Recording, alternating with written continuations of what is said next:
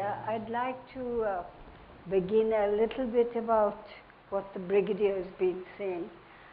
I was with the Women's Auxiliary Corps India, and it was essentially an organization which was meant for the, the white people's wives and cousins and nieces and all. But they did take a few of us Indians into it, and the only way to get promotions was to pass as many exams as you could. So of course all of us Indian girls said, well, we'll teach them, because they can't even speak English properly, the white girls. So we'll teach them how to speak proper English, things like that. So, and just from one of the English girls, the British girls, I heard that, oh, a very important man is coming to Jalandhar, and we are not allowed to go because we are in uniform. So I said, who is this old man coming to Jalandhar? I said, it's something called Gina, somebody called Gina. So I went home and I asked my father, I said, who is this Gina? So he said, Muhammad Ali Jinnah. He wants us to have our own homeland. So I found out that he was coming the next day, and he was going to address the people of Jalandhar at the commissioner's, outside the commissioner's office.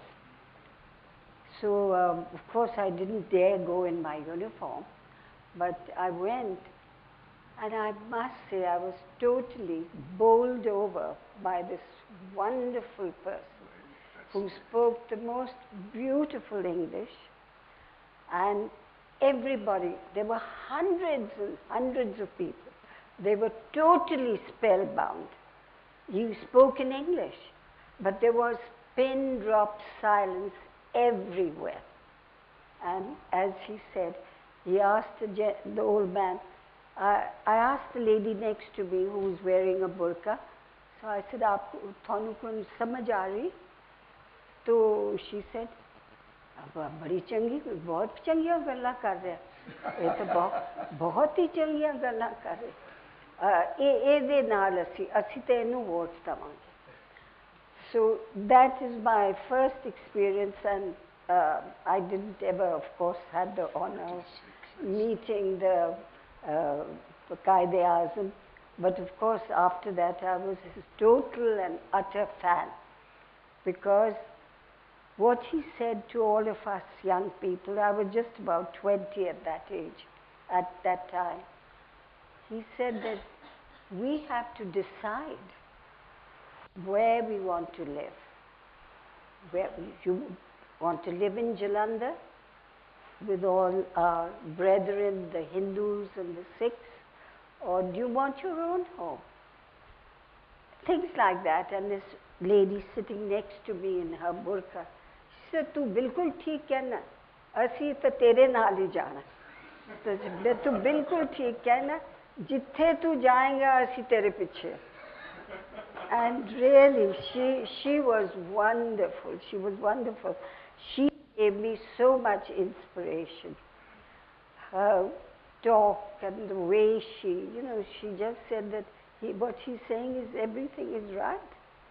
So anyway, after that, now we go on to 47, and I got engaged to my cousin. Of course, cousin marriages were not, they were frowned upon. But anyway, however, we were getting ready for the wedding, and which was to be in October. And one night we were sleeping out in the courtyard. We had a wonderful, beautiful Haveli in Jalandhar. And the walls were extremely high, very, very high. And we heard some strange sounds, flat sort of ropes being thrown, and we saw people coming down into the courtyard of our Haveli where all of us were sleeping. My parents, my sisters, everybody, the servants away from us. And one of the people who had come, he put a sword to my father's temple and he said कि हुणे ही उठ जा और जल्दी इथों निकल जा. So my father looked at him and said, Kartar Singh, तू की कह रहे हैं? So he said, मियाँ साहब तुसी उठ जाओ और इथों जल्दी निकल जाओ. अपनी बेटियां ਨੂੰ ਉਹਨਾਂ ਦੀ ਇੱਜ਼ਤ ਰੱਖਣੀ ਤਾਂ ਹੁਣੇ ਲੈ ਕੇ ਚਲੇ ਜਾਓ. This is at 2 a.m. So we were in the city, Jalandhar city. So we all trekked to the brigadier, the station commander. He's a British gentleman. He was a real gentleman. We went to his house, Brigadier Farwell, and all of us standing in a line outside his house, that we've come to beg shelter. So the brigadier and his lady wife very kindly offered to put us up.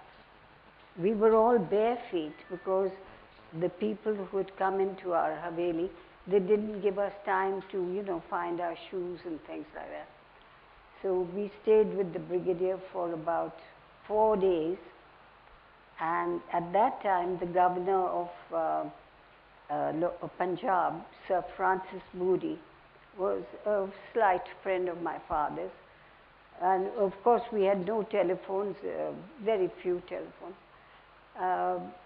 So my father spoke to Sir Francis Moody and said that we would like to come to Lahore, but we would, it would be very kind if you gave us some sort of transport. At Amritsar, we were intercepted by a whole sort of battalion of Hindus and Sikhs, and they pulled us all out of the trucks and they beat some of us. I think I've still got a mark on my back where one person with a very a steel bar, it was a bar. He said, yes, thought tusi Musliyan, asi theek thonu karange. Musliyan, they said, Musliman. They were very, I think, in all fairness, I think we must have reciprocated also. We must have, because there were some Muslim gentlemen at this place, but they were sort of hiding, they were sort of wearing hoods and cloaks, and they said, as soon as you can, drive out of here. So my father-in-law said, why don't you come with us? He said, there were 3 gentlemen, and they said, we want to save as many of our brethren and sisters, as many as we can. So it took us, I think, over 1.5 hours to get out of Amritsar. I want to tell you, young girls, that it was the most horrifying situation, and the Sikhs and the Hindus, wherever they saw, they felt that this is a Muslim girl, they just pull her and stab her through the stomach. In the truck, there was a young girl, I think she was about 16 or 17. She was pregnant, and we picked her up from the road. She was standing there crying. And one of the Sikhs, he pulled her out of the truck, and he just stuck a bayonet in her stomach. It was so dreadful. So then we crawled, this British officer and the Gurkhas, they were with us, and they witnessed all this. We went slowly crawling. We would literally claw these 3 trucks. And by the time we got to Wagah border, I think it was, we left on the 30th of August. We left Dalhousie on the 30th of August at about 2 a.m. And we reached Lahore at 7 a.m. on the 1st of September.